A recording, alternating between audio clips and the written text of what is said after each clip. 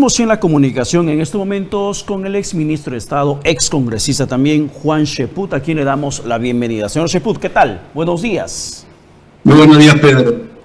Un gusto conversar contigo. De igual manera, el gusto siempre es nuestro. Yo quiero partir por el tema de Martín Vizcarra. Esta banda criminal organizada, como lo califica el Ministerio Público, de los intocables de la corrupción.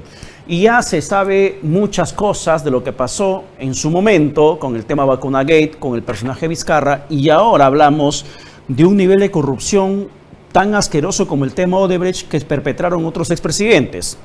Y si hablamos, por ejemplo, del dinero que llega a Palacio de Gobierno, en el caso de Vizcarra, según tesis fiscal, investigación policial también, llegaban en maletines deportivos, llegaban fajos y fajos de dinero. Y que además un testigo protegido sostenía que los maletines con dinero lo guardaban en la habitación presidencial en Palacio de Gobierno, como también en el escritorio del despacho presidencial. Era tanta la plata que el cajón no cerraba, según dijo un testigo protegido.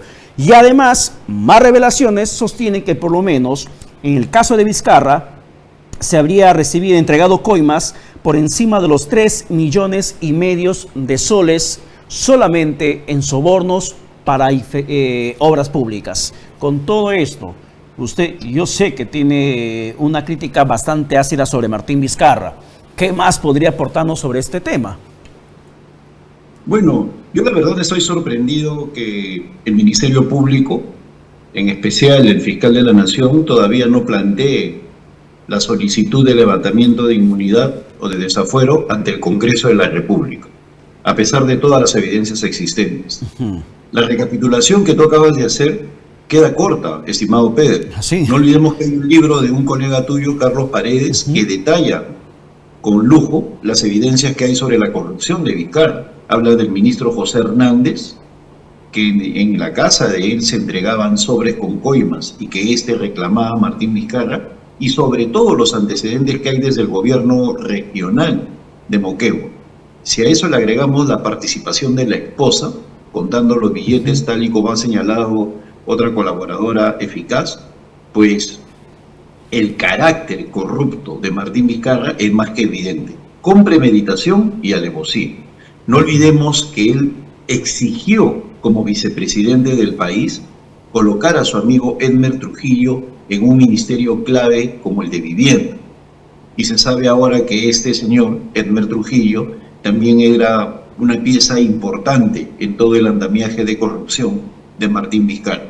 Por eso es sorprendente que ante todo este peso de evidencias, este señor no tenga prisión preventiva. Hay gente que dice que la prisión preventiva necesita de un previo desafuero. No, el desafuero se necesita para la investigación, pero el fiscal puede tomar preventivamente las medidas de prisión si es que así lo cree conveniente. Es lo que sucedió con Pedro Pablo Kuczynski. Exacto. Al día siguiente de su renuncia, al día siguiente.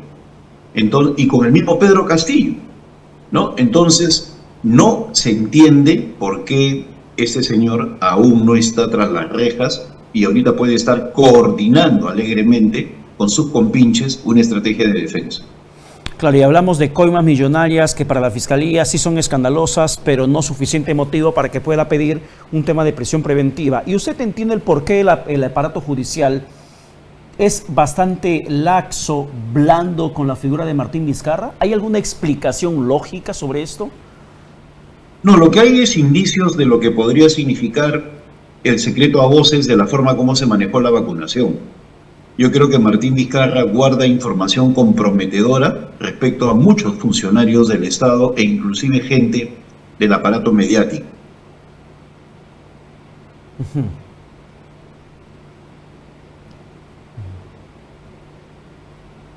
A ver, señor Cheput, vamos a retomar la comunicación. En estos momentos hay una interferencia para seguir escuchando lo que nos tiene que mencionar al respecto. Pero, por ejemplo, en el dato que acabo de compartir en la introducción de la entrevista, se sostiene que el colaborador eficaz, Alcides Villafuerte, como gerente de obras de Provías descentralizado, fue clave en el esquema de pagos ilícitos por obras investigadas por el equipo especial de la Fiscalía de lucha contra la corrupción del poder.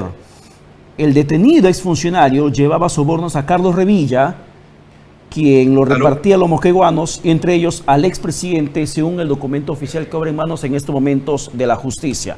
Nos decía su entender lo que está pasando, de la manera como es que Vizcarra, en cierto modo, evidentemente termina siendo protegido por la justicia, tanto así que ningún requerimiento de prisión preventiva o de detención preliminar, mínimamente hablando, le está llegando.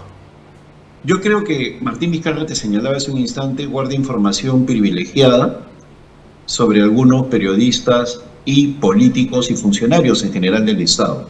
No olvidemos que hace unos años el ex ministro Fernando Carbone anunció por todo lo alto una segunda lista que iba a generar un gran escándalo nacional. Así lo dijo. Y lo dijo un día viernes. Y dijo, el día lunes en conferencia de prensa presentaremos la segunda lista con la relación de personas que ni se imaginan. Bueno, nunca se supo quiénes eran miembros de esa segunda lista. Entonces, el silencio mediático también es impresionante. Yo me he preocupado de escuchar RPP y Canal N el día viernes, y en todos sus titulares no mencionaban los hallazgos en relación a Martín Vizcarra. Entonces, este sujeto yo creo que todavía tiene un poder que nace del conocer qué cosas se han hecho de manera indebida, y también está el caso de la Fiscalía. Karin Roca señalaba que él se jactaba de su amistad con Zoraida Ábalos, a quien catalogaba como la fiscal excesivamente perfumada, y también las visitas que recibía Martín Vizcarra de fiscales que estaban viendo procesos vinculados a él en su propio domicilio. Entonces, creo yo que el fiscal supremo, el fiscal de la Nación, el doctor Juan Carlos Villarán, debería ser más eficiente en solicitar la prisión preventiva cuanto antes de Martín Vizcarra, pues la sensación que va a haber en la ciudadanía es de doble vara. Ollantumala, Nadine Heredia, Susana Villarán, el propio Martín Vizcarra, todos personajes vinculados al progresismo que tienen una extraña cortesía de parte del Ministerio Público. Y eso, de verdad, está calando ya en la gente que ve con malos ojos esta distinción. Claro, y dentro de lo que está pasando, por ejemplo, del aparato judicial que le estoy comentando, el hecho de que Martín Vizcarra haya sido que políticamente desactivó el Consejo Nacional de la Magistratura para que se instaure la Junta Nacional de Justicia, y este ente a su vez sea quienes decidan, ratifiquen a los jueces y fiscales que en estos momentos pueden estar viendo los casos de Vizcarra, ¿es un favor político que le están debiendo? Podría ser, ¿no? Ya sería estirar bastante, pero nadie puede negar un hecho concreto si nos guiamos por lo fáctico, ¿no? Todas las personas que están ahorita en la Junta Nacional de Justicia fueron nombrados durante la presidencia de Vizcarra, cuando el señor Walter Gutiérrez presidió el comité evaluador en su calidad de defensor del pueblo. El propio señor Walter Gutiérrez fue un entusiasta defensor de Martín Vizcarra y de Pedro Castillo, y ahora de la señora Boluarte, y es embajador en España. Entonces, cuando la moral se pone de lado por la conveniencia o el interés, suceden pues este tipo de injusticias en el aparato que tiene que ver con la culpabilidad de determinadas personas. El argumento utilizado para la prisión preventiva antes era simple. Consistía en evitar que el investigado entrara en contacto con personas de su entorno para armar una estrategia. Bueno, estamos viendo que el señor Martín Vizcarra puede desplazarse por el territorio nacional, puede estar en contacto con Edmer Trujillo, ¿no? Con todas las personas que están siendo sujetas de investigación o de delación en estos momentos, y no pasa nada, ¿no? Y en estos momentos, además, estamos viendo en el ámbito político cómo es que el Congreso de la República se mueve por sus propios intereses. Y además estamos conociendo cómo es que hay decisiones que se toman o que se pretendían tomar, pero que el Poder Judicial les ha dicho que no. Un poco saliendo del tema de Vizcarra, pero sin escaparnos de la parte judicial. Y volviendo al tema de la Junta Nacional de Justicia. El Congreso de la República tiene que allanarse a esa disposición de la tercera Sala Constitucional de que mantengan en el cargo a los integrantes de la Junta Nacional de Justicia mientras se resuelva mediante norma legal los puntos que deben ser considerados como causa graves de su remoción. No, en absoluto. Cuando un funcionario es aforado o cuando un funcionario es investigado por el Congreso de la República, tiene que obedecer a 3 elementos, ¿no? El primero, de que sea un asunto de interés público. El segundo, que exista cierta protección constitucional. Y el tercero, que la situación materia de investigación tenga que ver con un hecho que no necesariamente es ilegal, pero que sí va en contra de la propia dignidad de la gestión. Entonces, cuando yo veo que hay personas que dicen que hay que anular el tema de la incapacidad moral, o que hay que anular la posibilidad de que investigue el Congreso hechos que no necesariamente son ilegales, pero que sí denotan un comportamiento que es luctuoso, pues no entienden lo que es el juicio político. El Congreso tiene que seguir adelante. Otra cosa es que no tengan los votos. Otra cosa es la inexperiencia del señor Montoya, por ejemplo, que es ya risible porque no es primera vez que le pasa. No olvidemos que el señor Montoya, el almirante, como a él le gusta que lo llamen, es un buen almirante, pero como congresista deja mucho que desear. Primero presentó una moción de vacancia que terminó favoreciendo a Pedro Castillo, y ahora, con 2 firmas, pretendía que se convocara a un pleno, demostrando un completo desconocimiento del reglamento. Se necesitaban 78 firmas para que el presidente del Congreso pueda convocar. Entonces él hizo de manera visible, ¿no? Oye, primero junta las 76 firmas que te faltan y luego convocamos al pleno. Ese tipo de cosas fortalece a la Junta Nacional de Justicia. A la fecha, siguen estancados en las 60 firmas, a pesar de que sueltan en la prensa, ¿no?, que les falta poco. Bueno, les falta poco desde diciembre. Entonces, si no tienen ni siquiera firmas para convocar un pleno, cuando empiece la legislatura en marzo, tampoco van a tener los 87 votos. Pero en el medio se beneficia la Junta con este tipo de comportamiento, digamos, inexperto, porque simplemente da la sensación de que hay una persecución, pero al final es como que te ladrar un perro sin dientes, ¿no? No va a servir absolutamente para nada. Si más bien van por el terreno de insistir en la investigación vía la Comisión de Justicia o la Comisión o la Subcomisión de Acusaciones Constitucionales, otro sería el camino, pero lamentablemente ese Congreso no tiene ni idea de cómo hacerlo. Entonces, frente a ese fallo judicial, ¿qué tiene que hacer el Congreso? ¿Continuar con el proceso de destitución, desconociendo el fallo judicial? Yo creo que hay que defender la institucionalidad. Uno de los grandes problemas es tener un carácter selectivo respecto a lo que son las reglas en el país. El Congreso no puede claudicar de un derecho constitucional que es el de investigar a cualquier funcionario público, y el Poder Judicial no se puede convertir en un suprapoder que le diga al Congreso qué debe hacer y qué no debe hacer. En ese sentido, el Congreso tiene que seguir adelante, sin ninguna duda. Otra cosa son los resultados, que yo no creo que tengan éxito, pero de que debe seguir adelante, por supuesto. Bueno, vamos a ver qué pasa en el Parlamento, pero qué pasa en el país es la siguiente pregunta. Usted ha sido ministro de Trabajo y recuerdo que una ex ministra de Trabajo terminó avalando una huelga de controladores aéreos, y me refiero al tema de Betsy Chávez. Eso fue Semana Santa, entiendo 2022, cuando se paralizó en una fecha muy festiva y de alto tráfico aéreo la operatividad de los vuelos en nuestro país, y afectó económicamente y la imagen del Perú. Hace unos días vuelve a ocurrir algo similar. En esta ocasión no había huelga de controladores aéreos, pero sí faltaban controladores. ¿Cómo se maneja esto, señor Cheput? ¿Cómo es que puede suceder algo de esta magnitud en el país, donde se afecten 120 vuelos, se los retrase o se los cancele y afecten a más de 6,000 pasajeros con turistas internacionales diciendo nunca más vuelvo al Perú?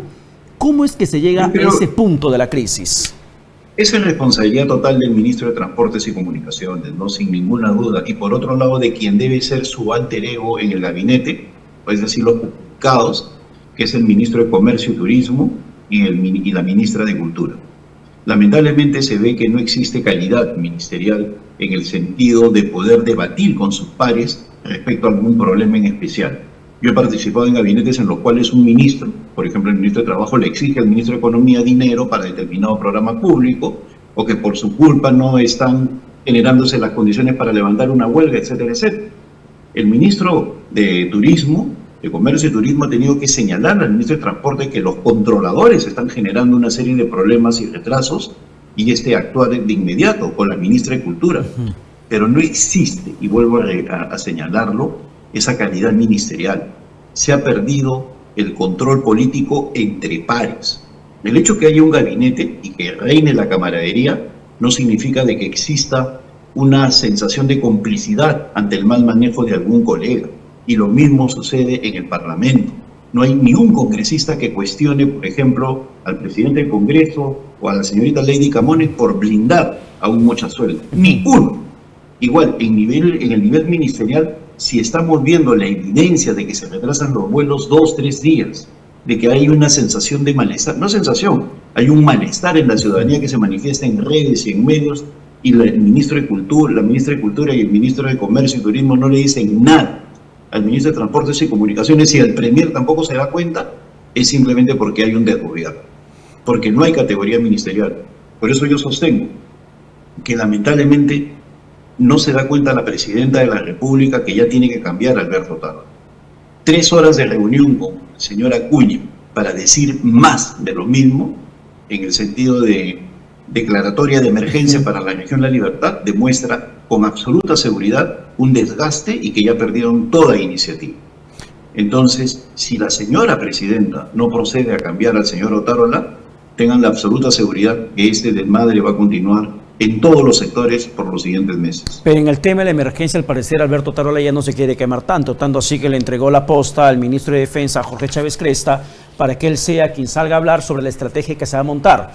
Y además sosteniendo que no se va a repetir los errores del pasado en el tema de la emergencia en San Juan del Lurigancho, donde estamos, en San Martín de Porres, como en otros distritos de la provincia de Sullana, en Piura.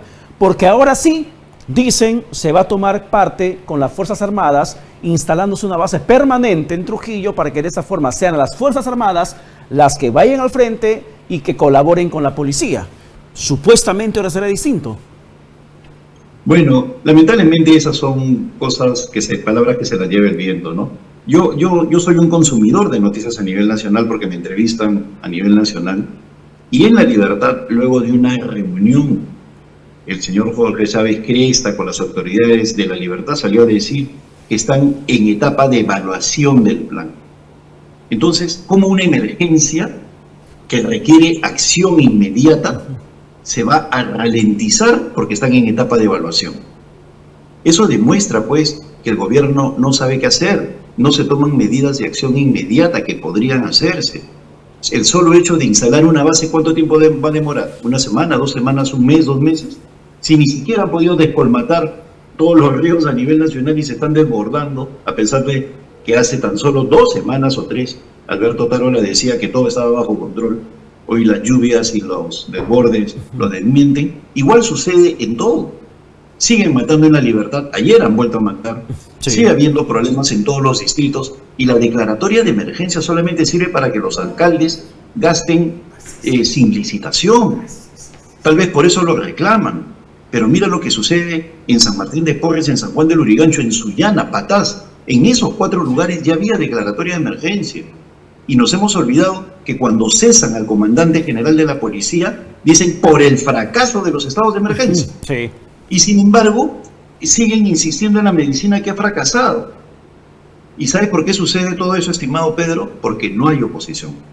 Porque en el Congreso tenemos 2 generales y 2 almirantes como nunca en la historia del Perú, o en los últimos años, con los cuales la seguridad no ha mejorado en nada. En absoluto. Están en la Comisión de Defensa y no dicen nada. Están en la Comisión de Inteligencia y se le pasean los elefantes. Y nadie cuestiona al señor Chávez Cresta. Con lo cual se corrobora lo siguiente. Un militar haciendo el papel de civil no sirve porque hace espíritu de cuerpo. Estos señores no condenan a Jorge Chávez Cresta o al señor Torres en el Ministerio del Interior porque son parte del mismo corpus de Fuerzas Armadas o fuerzas policiales. ¿No? Entonces, por ese espíritu de cuerpo, no cuestionan y le hacen un tremendo daño al país. Y encima quieren ser presidenciales, ¿no? Entonces, hay una situación general de descrédito que se estimula con la ausencia de fiscalización. El señor Otárola puede decir lo que se le da la gana y no hay ni un congresista que lo cuestione. El señor Chávez Cresta puede decir, vamos a poner una base militar y ni un congresista lo cuestiona. Entonces, cuando no hay control de poderes, sucede este tipo de cosas. Lamentable esa la situación y buen diagnóstico al final de su comentario. Señor Cheput, muchas gracias por la comunicación. Que tenga buen domingo. Muchas gracias, estimado Pedro. Gracias. Bien, muchísimas gracias. Vamos a la pausa, no hay tiempo para más.